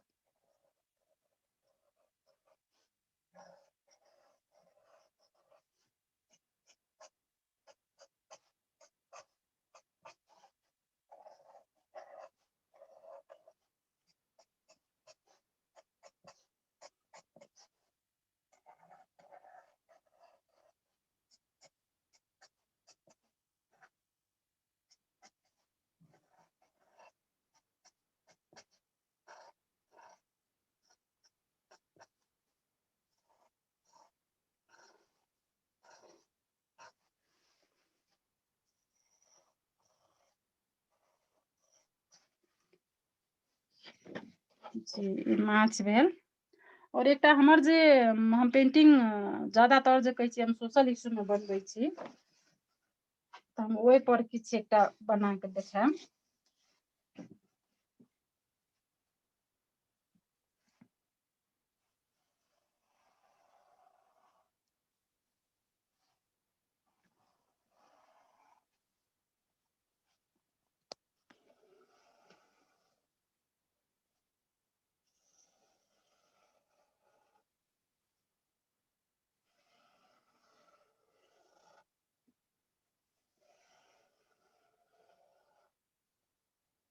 कथी बना रहल छी जी हम पेंटिंग देखाइयो देलो अगाड़ी जे महिला के आब फ्रीडम के जरूरत छै जे महिला के आजाद कऽ रहल छै एक पुरुष हम ओहे बना के देखबै छी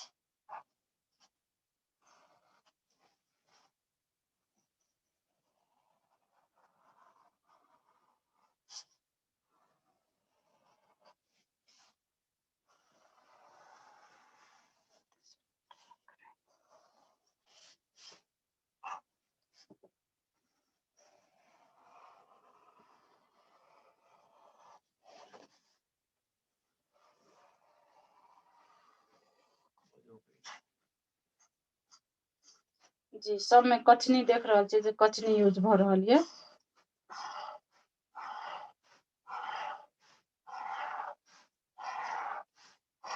ये हम पिंजरा बना रहल छी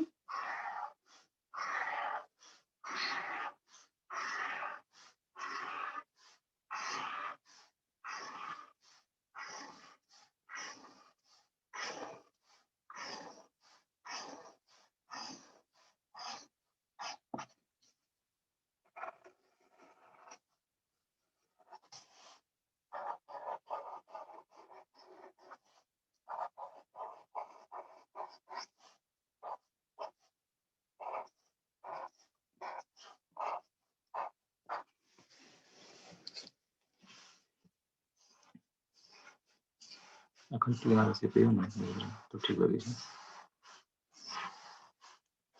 जी अखन हम पिंजरा के गेट बनबै छी ढोका जे खोल रहल ये।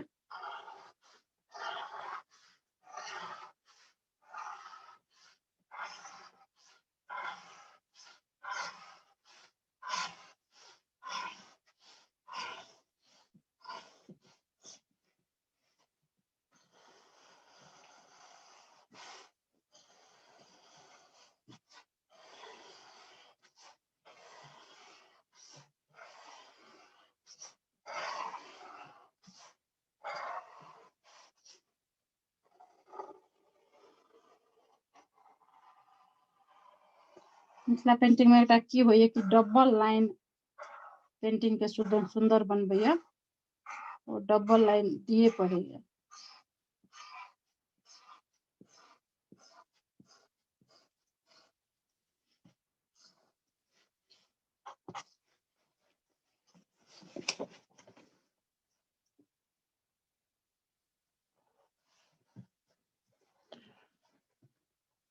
आर एखन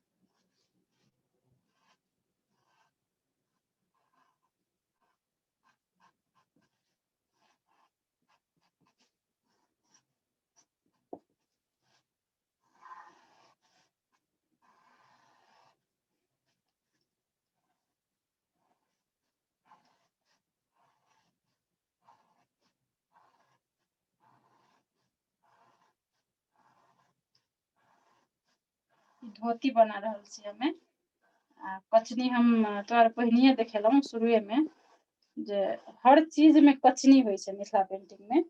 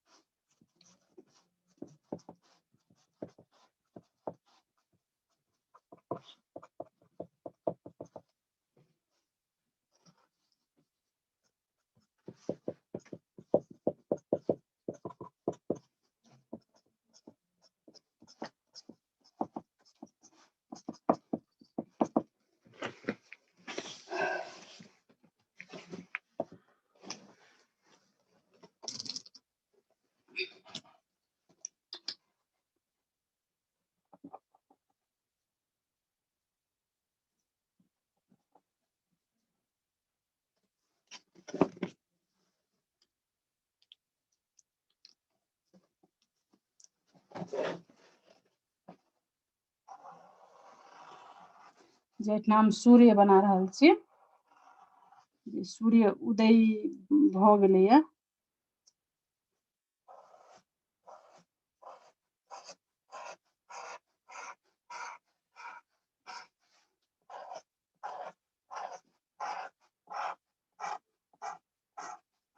जे महिला के जे फ्रीडम भेटलैया तऽ ओकरा लेल एकटा नया दिन के शुरुआत भेलैया।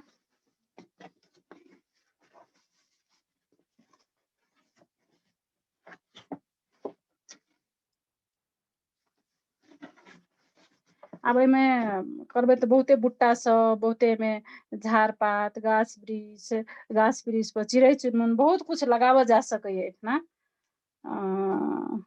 लेकिन हमरा बुझाइए शायद ओते नहीं भी हैत अखन।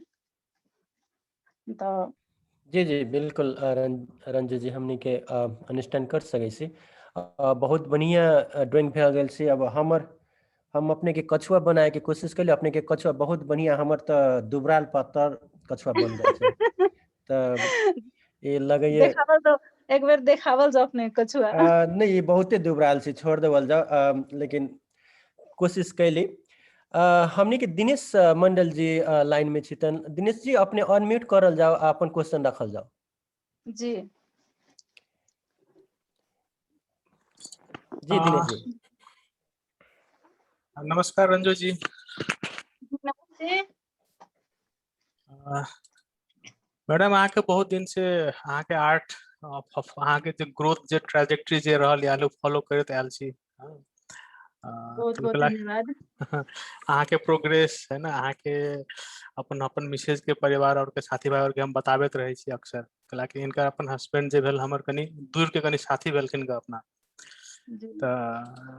क्वेश्चन कनी हमर लंबा है, लेकिन कंटेक्स्ट सेट करला चाहे छल। वो दूटा क्वेश्चन ये। एकटा त की भेल अहाँ के अपन आर्ट में एकटा बिल्कुल नया चीज देखे के मिलले कि यहाँ एरोप्लेन मोटर गाड़ी सब देखने छलिए, जबकि मिथिला पेंटिंग में जनरली सब देखल नहीं जाए छै। ई पाथ ब्रेकिंग के लागे धन्यवाद। लेकिन ई विषय में की कहे के छै, पहलो सवाल ई छले कि हम सब यूज कर सके छी कि मॉडर्न ऑब्जेक्ट सब कुछ भी, एरोप्लेन, गाड़ी, मोबाइल, कल मोबाइलो भ सके है, लैपटॉपो भ सके है। जी एकदम, लैपटॉपो हम यूज केने छी, मोबाइलो यूज केने छी। हमरा की लगैए जे ई मिथिला पेंटिंग या कोनो कला छै, अथवा खास करके मिथिला पेंटिंग छै, ई अपन भाव एक्सप्रेस करऽ के एकटा ई आर्ट छै। और पहिने के देखबै जे महिला सब जे करै छलखिन तऽ ओ जे हुनकर जिंदगी में जेना ओ जिंदगी जियै छलखिन, जेना हुनकर जिंदगी बीतै छलै, तऽ ओ सब पेंटिंग के जेना पहिने तऽ ऑफिस नहीं जाइ छलखिन, पहिने के हमर दादी सब परदादी सब जे छलखिन तऽ ओ सब घरे में काज करै छलखिन, ओ पूजा पाठ करै छलखिन, तऽ उहे सब एक्सप्रेस करै छलखिन, उहे सब बनबै छलखिन। अखन के जेनरेशन जे छै, हम अहाँ दोसर मतलब माहौल में पलल बढ़ल छियै, दोसर माहौल सब देख रहल छियै। अखन के माहौल से हम केना सोचै छियै, हम और केहन में हम जी रहल छियै, तऽ हम जे सोचै छी, हम चाहै छी, हम सोचै छी जे नया चीज अखन हम ऑफिस जाइ छी, हमर बेटी पायलट बनत, हम ई बनाबी और हम अपना ई करी। आर्ट एकदम उहे माध्यम से अपन भाव के एक्सप्रेस कर सकै छी, तऽ जेना सोचै छी हमरा बुझाय ओहिने आर्ट बनतै। और धन्यवाद। एक सवाल और छलै कि जेना आपने वुमेन महिला है ना सशक्तिकरण आजादी सबके जे सब चर्चा कर रहल छै, तऽ जनरली आर्टिस्ट के वॉइस तऽ बहुत पावरफुल होइ छै, है ना। तऽ हमेशा हम और अपन मिथिला पेंटिंग में देखलू दहेज प्रथा देखा देलू, या महिला के कनी ओहने कनी दबल कुचल एहने अवस्था देखा देलू। तऽ ऐसे की देखाय पड़े है कि मिथिला समाज में कोई तेहन किस्म के सिस्टम एहन बना देने है जे नोइंगली डेलिबरेटली ही महिला के दबावे ला चाहे छै, जबकि अपन घर परिवार में देखल जाए तो तेना स्थिति नहीं छै। बहुत जगह हेतै, लेकिन एकर एकटा बड़का पक्ष ई है कि आर्थिक पक्ष है ना। तऽ आर्थिक पक्ष में महिला के कहियो भी कोनो भागीदारी नहीं रहे छै। जे घर में जन्म ले छै उ घर में तऽ बिल्कुले नहीं रहे छै। नया घर में जाइ छै तऽ धीरे धीरे होइ छै, लेकिन वो भी जब बेटा बेटी नमहर भऽ जाइ छै तऽ ओहो कनी संकुचित भऽ जाइ छै। तऽ कतौ न कतौ आर्थिक पक्ष जे होइ छै ओकर कहियो भी ओकर ग्रो होला नहीं पाबै छै, ताहि दुआरे महिला सब दबले रहे छै। जी तऽ लास्ट ई प्रश्न हम एला केलहुँ कि लास्ट टाइम सुमन सर अपना छलखिन एहिठिना, तऽ ओ गौड़ में जे एयरपोर्ट इंटरनेशनल एयरपोर्ट बने वाला छै, आ पेड़ कटनी वाला जे है ना वृक्ष है ना छटान वाला जे मैसेज छलै जी हुनका अपना देने छलै, तकर जिक्र भेल छलै।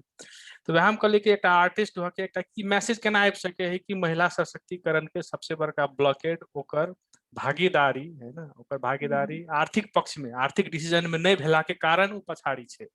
ई मैसेज जी केना आबि सकै है, रादर देन कि विधि व्यवहार में मात्र। विधि व्यवहार वाला चीज तऽ कहिया बदलते कोई नहीं जान सके, लेकिन दोसर एकटा जे पार्टो है ना जीवनचर्या जेकर सबसे बड़का हिस्सा होइ छै आर्थिक पक्ष। जाबे तक वो आर्थिक पक्ष में ही महिला के आवाज नहीं हेतै, भागीदारी नहीं हेतै, तऽ उ तऽ ओकर सशक्तिकरण कहियो भइए नहीं सकै।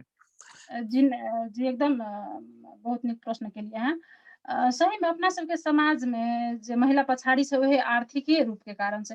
जखन आर्थिक रूप में ओ सशक्त भऽ जेतै तऽ हमरा बुझाइए जे ओ अपन डिसीजन अपन खुद सब कुछ कऽ सकैया, और डिपेंडेंट जे ककरो पर नहीं रहतै ने तखन ते ओ किछु कऽ सकैया। और अपना सबके समाज में हमरा बुझाइए जे अपना सबके समाज में जागीरे टा नहीं, केओ पढ़ि के लोक सेवा नाम निकाल के किछु कऽ सकैया से नहीं। हमरा बुझाइए जे अपना सबके लोकल लेवल में जे छै, गाम में जे अपना सबके हर घर में छै, जे कहै छी हम कला छै, मिथिले कला छै, और हैंडीक्राफ्ट सब अपने सब देखबै जे गाम में स्वेटर सब कते नीक बुनै छै, टोपी या डाली मौनी, ओहो सबके ओहि सबके मार्केटिंग कऽ कऽ ओहि सबके ओहो से अपन आर्थिक रूप में सबल भऽ सकैया, और इंडिपेंडेंट भऽ कऽ ओ अपन जीवन चला सकैया।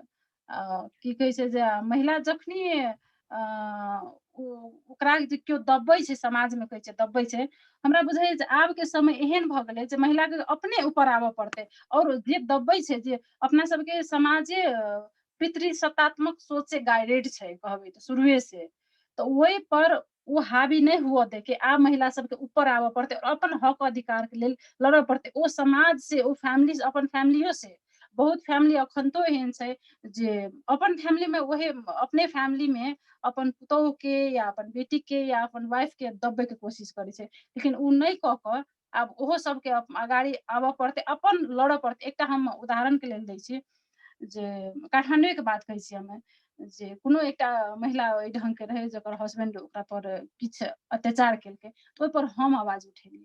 जखन हम आवाज उठेलियै तऽ उ कम से कम ओहि महिला के हमर साथ दे के चाही, ओ साथ नहीं दऽ कऽ अपन हस्बैंड के साथ देलखिन जे नहीं हमर हस्बैंड छी, हमर हस्बैंड किछु कऽ सकैए। तऽ एहि ढंग के जखनी भते हम जे कहलिए तऽ ओ हमरा पर एकटा बात हम जोड़ऽ चाहब जे ओ हमरा की कहलखिन जे ओकरे भाषा हम कहै छी, मतलब एकदम ठेठ भाषा यूज करै छी, जे की चाहै छी जे तोरे जकाँ हम विदेश में अकेले रमकऽ दिए, उ से कहलखिन हमरा। मतलब अकेले तऽ तै ढंग के तऽ महिला अखन अगाड़ी आबऽ पड़तै, अपन आवाज उठबऽ पड़तै, तखन ते हमरा लगे कुछ भऽ सकैए। बहुत बहुत धन्यवाद जी। सॉरी एक मैसेज कतौ न कतौ आर्ट के फॉर्म में अगर चल आवे ना कि आर्थिक सबलीकरण बहुत आवश्यक छै, रादर देन कि विधि व्यवहार में की छै नहीं छै देखेना। विधि व्यवहार साधारण चीज छै, हालांकि गांव से आदमी शहर जाय छै तो विधि व्यवहार बदल जाय छै, है ना। तो केवल ठाव के आ समय के मात्र बात छै, लेकिन जो बड़का एक्सपेक्ट है वो आर्थिक सबलीकरण छै। मैसेज कतौ अगर एहन देखाब सकी आर्टिस्ट लोग तो ज्यादा इफेक्टिव, ज्यादा अपन समाज के लागे रही। एकदम दिनेश जी हम अपने से एगो क्वेश्चन पूछम, अपने के हम बैकग्राउंड देख रहल छी, किताब सब बहुते रखल छै, शायद लगे दुकान छै, तो अपने के दुकान में हमने के मिथिला पेंटिंग्स चाहे और भाषा के पेंटिंग सब मिले है कि नहीं मिले है? ये तो फेक बैकग्राउंड छै, में नहीं जाओ। अच्छा, ये फेक बैकग्राउंड छै, लिया ओके। हम रंजू जी से एगो हमर क्वेश्चन सवाल छै। अपने महिला सशक्तिकरण में बहुत देखली पेंटिंग सब करने से, लेकिन हमरा ई कनिक जाने के रहे कि जैसे कि हमने के गांव समाज के जतेक भी महिला सब चाहे पुरुषो सब लागल है, तो ओकनी के अपने कौन तरीका से इन्वॉल्व करने से, मतलब आर्थिको रूप से ओकनी के सबल बनावे के कोशिश करने से, चाहे ओकनी के कौन तरीका से अपने इन्वॉल्व करने से, कनिक हम जाने के रहे। जी अखन हम ओहि ढंग के जे कहबै तऽ हम काज सब ओना नहीं देने छी, मुदा 4-5 गोटे के हम अपन रूमे में काठमांडू में जतऽ हम रहै छी ओहिठाम हम सिखेलहुँ, लेकिन अखन हमर प्लान अछि अखन हम शोरूम सब खोलऽ के, तऽ तखन हमर जे गैलरी हैत तखन हम ओहिमे ज्यादा काम राखि सकै छी, तऽ तखन हम हमर बहुत प्लान अछि जे गाम में जे ओहि ढंग के छै तऽ गामे में सबसे पहिने अपन गामे से शुरुआत कऽ कऽ गामे में बहुत केओ के ओहि ढंग के आर्थिक रूप में सबल बनायल जाय, रोजगार के अवसर सब देल जाय, तऽ ओहि ढंग के अखनी हम देने नहीं छी, लेकिन हमर आगामी दिन के प्लान सब जी इएह जी सब बिल्कुल, अछि। धन्यवाद रंजू जी। जस्ट हम एको उहे में ऐड करेला चाहली अपने से, जैसे कि अपने के जतेक भी पेंटिंग सब छै बाहरो जा रहल होते, अपने के नेशनल में ओहि दिन कहो ना डोमेस्टिको ओकर कंजम्पशन भए रहल होते, तो बाहर कौन तरीका से अपने के ई पेंटिंग सब जाइए, का मतलब व्यवसायीकरण दिया हम पूछ रहल छी।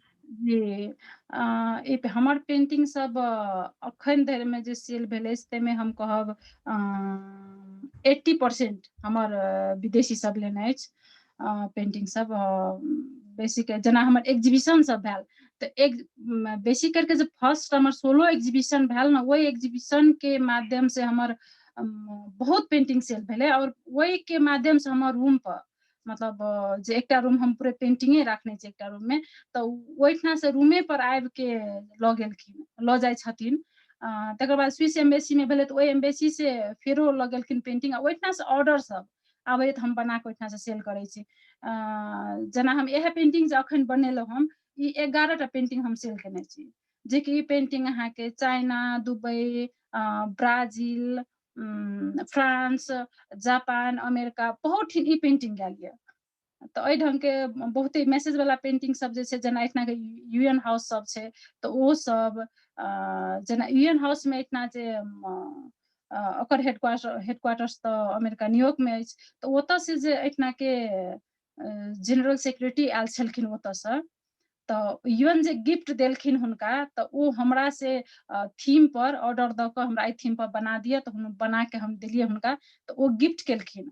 तऽ ओ पेंटिंग ओ कहलखिन जे हम जाइ छी हेडक्वार्टर्स में लगायब ओहिठाम न्यूयॉर्क में, तऽ आब लगेने हेथिन शायद। जी तऽ जी ओहि ढंग के हमर बिल्कुल बेसी ओहिना के हमर सेल होइए एग्जीबिशन से, बिल्कुल प्लस अखन तऽ आब ओहिठना से अखन सही। जतऽ छी हम ओहिठाम से सेल होइए। हमनी के एक प्रीसा कौन जी स्कूलर छथिन, I think she is middle school, तो प्रीसा जी अपने के सब आर्टिस्ट के, नॉट ओनली यू बट सब आर्टिस्ट के पेंटिंग सब बनाई सन। तो प्रीसा अपने अनम्यूट करो, आपने अपन जो पेंटिंग से वो देखायो हमने के रंजू जी के, उनका कमेंट सब की।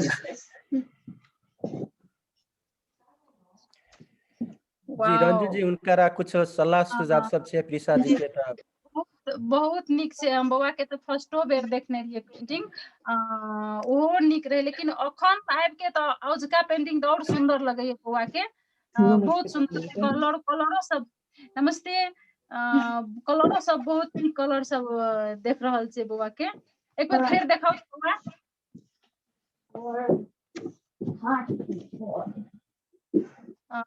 कतेक निक छे, बहुत लोटस बनेलिए छे बौआ। कमल के फूल बनेलिए, लोटस बनेलिए। I made a lotus. Lotus देख रहल छी, हम लोटस बनेने छिए, बहुत सुंदर है से। अहाँ के इंटरेस्ट है छै में, एमे जे करैत रहबे न और एमे निखार आबिते जेतै, सुंदर होइते जेतै। Okay, thank you. Okay, ji thank you so प्रीसा, much. it's really good. Like I said, Thank you, uncle. my Thank you. tortoise that was really thin, and Ranju ji made like really attractive tortoise. But yeah, you made good. Yeah, nice job. Thank you, uncle. Thank you, uncle. Thank you. हमने के लगभग time के programme के अंत और आ गल C, तो हम फिर से एक बेर सुमन सर अपने अगर लाइन में छी तो सुमन सर से हम सुमन सर जी, सुमन सर एक बार अनम्यूट करल जाओ। और रंजू जी तो व्यवसाय को इसने जीते बारन, लेकिन उनकारा कुछ सजेशन सब है, तब अपने प्लीज उनकारा देवल जाओ छोटकरी में। पहले सबके प्रणाम और नमन। और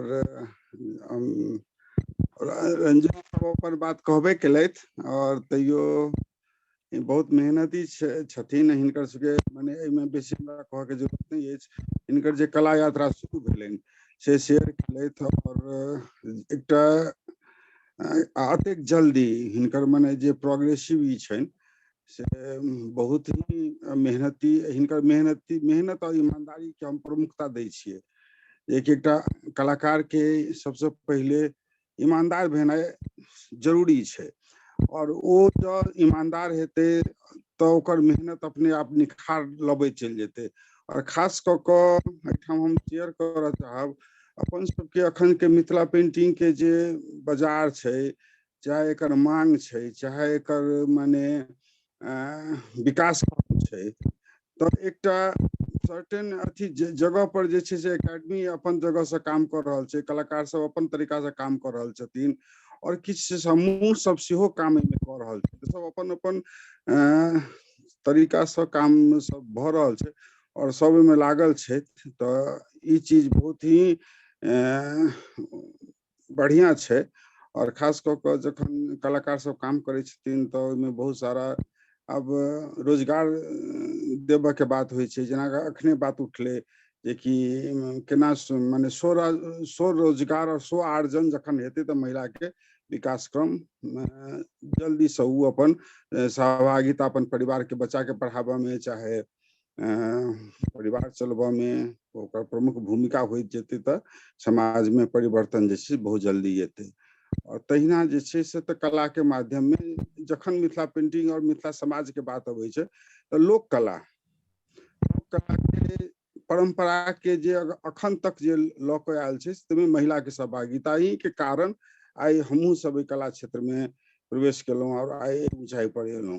तो लोक कला एकटा एहन कला छै जे कि समाज के, शहर के, देश के एकटा माने जिसमें सबसे बेसी सहभागिता महिला भेला के कारण ओकरा बने सपोर्ट छै और हेते आ होइते एलैया।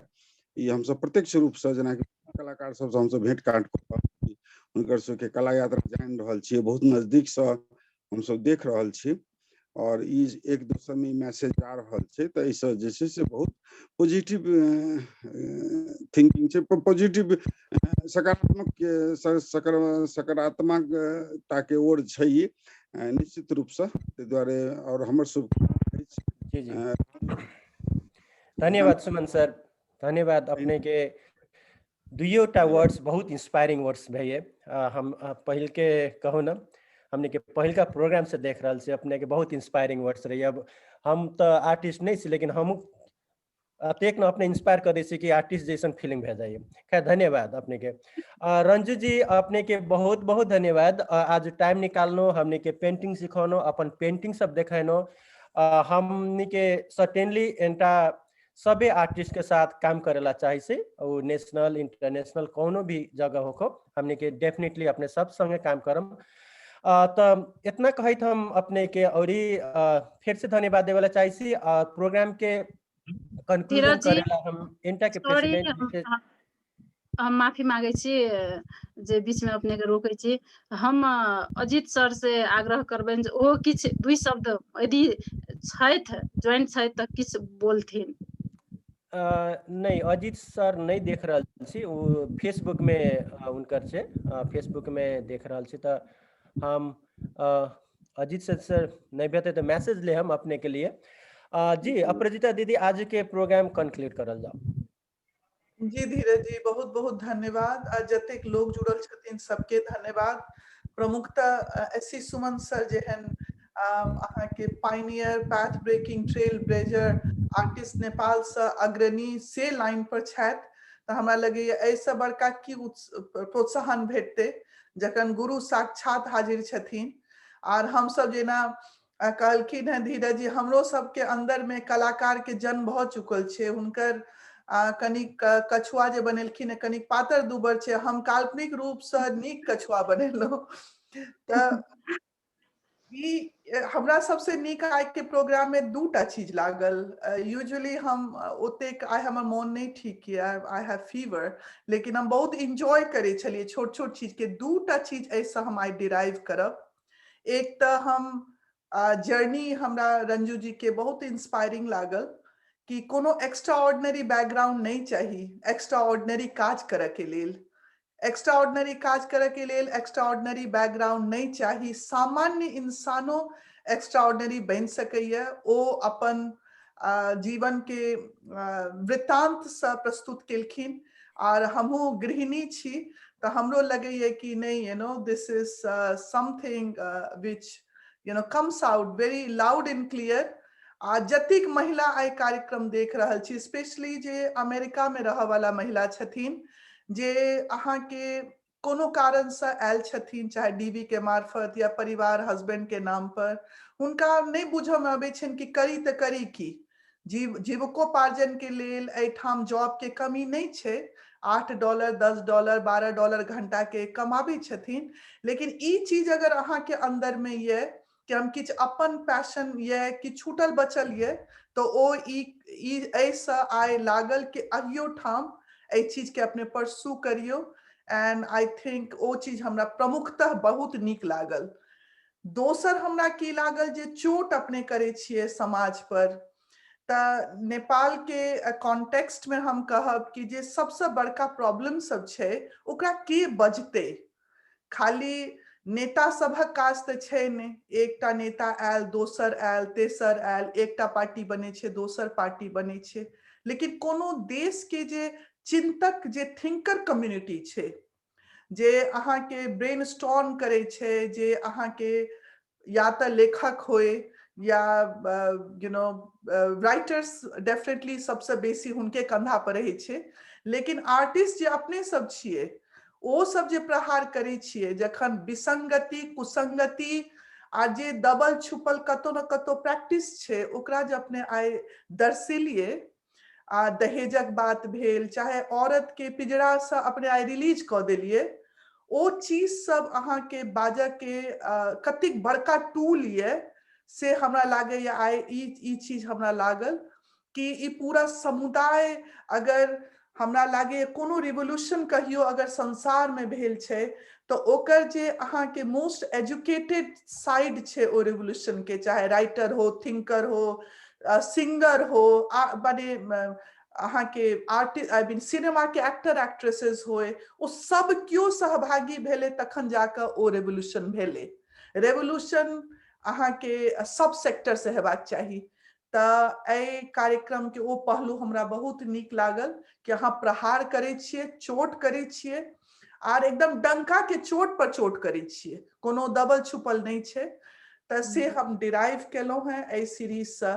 तो एक कार्यक्रम अपने के 5 एपिसोड के छले और अहाँ के इस समापन एपिसोड ये, लेकिन कम्युनिटी से अतिक डिमांड ये कि ए कार्यक्रम के हम सब नहीं खत्म क के एकर इस सीरीज के कंटिन्यू राखऽ चाहे छी। और एकर अगला पड़ाव अजीत शाह सर छथि और वो अपने के आबि रहल छथिन अप्रैल में। हम सब आर आर्टिस्ट सबसे बात कर रहल छी। ई अनवरत चलते जहिया तक हमरा सबके सहयोग सपोर्ट कम्युनिटी से डिमांड रहते। त ई कम्युनिटी के प्रोग्राम एंटा के मार्फत के बैनर के तले भेल, लेकिन एकर सब संस्था के लोग देखे छे, लाभान्वित होय छे, सोसाइटी के बेनिफिट के लेल छे। हमहू सब जाय छिए दोसर प्रोग्राम में। त बहुत दिल से रंजू जी जे कि अहाँ के छोट बच्चा न्यू बॉर्न बेबी ल क तखन अपने के लिए hats off to you Ranju ji. ई एकर कहे छे सही मायने में महिला सशक्तिकरण के ई ऐसे बड़का की हेते कि महिला कोनो पड़ाव पर अपन दे डोंट गिव अप और सशक्त छी, एनाहिए सशक्त रहू। ईमान जेना अपने सुमन सर कहले थे, ईमानदारी के संग आर्ट करू and it's a progressive art form. अहाँ आई से 15 साल के बाद अपने इंस्टीट्यूशन रहब जे कि अखनो छी। बहुत बहुत धन्यवाद रंजू जी, अहाँ हमरा गॉड मदर कहलौ हैं। हम बहुत ऑर्डिनरी मामूली छी, लेकिन प्रेम बांटब में सच में I am very impressed with all the artist I have come across, specially अहाँ से हम बहुत रेजोनेट करी छी अपनो जीवन के। तो धन्यवाद रंजू जी, बहुत बहुत धन्यवाद। अमरेंद्र जी के सेहो धन्यवाद करबेन कि कतेक अहाँ के पूरक छै तो कॉम्प्लीमेंट करे छै अहाँ के, and that makes a big difference. तो ये कहे हम धीरज जी आई के कार्यक्रम एठाम आर अगर ककरो किछ कह के तो कह दिए, otherwise we are at the end of it. But participants के सबके ऑडियंस के सबके बहुत बहुत धन्यवाद। दिनेश जी अपने के बहुत बहुत धन्यवाद, प्रशा के बहुत बहुत धन्यवाद। दिनेश जी किछ बजा चाहबे एक लाइन की अपना सब भ गेल? एक वर्ड ऑफ एप्रिसिएशन चले रंजू जी खातिर कि 1998 के बाद से जब हम अपना काठमांडू में स्टूडेंट छलिए, कॉम्पिटिशन के तैयारी कर रहल छलू, तो हम पूरे काठमांडू में एक मात्र महिला अपन मिथिला समाज के देख रहल छलू। एक टाइम में जे पॉपुलर छलखिन पब्लिक फिगर तरुणिका महतो, जे ड्रेस डिजाइनर छथिन से। हम सोचली कि और कहाँ कोई है, और तो कोई है नहीं। तो आप नेक्स्ट फिगर देख रहल छी रंजू जी के, तो we are really proud of you. Thank you so much. Thank you. We are really proud of you. Thank you. Thank you everyone. Thank you so much wholeheartedly. बहुत बहुत appreciate जी। तो सब जना के बहुत बहुत धन्यवाद अपने सब पार्टिसिपेट करो। फिर से हमने के अगल का प्रोग्राम के अपने सबके जानकारी मिलबे करत श्योर। तब अपने सब बढ़िया से रहू, सुरक्षित रहू। नेपाल के सब जना के शुभ रात्रि। यहाँ के have a good day. Thank U. Okay.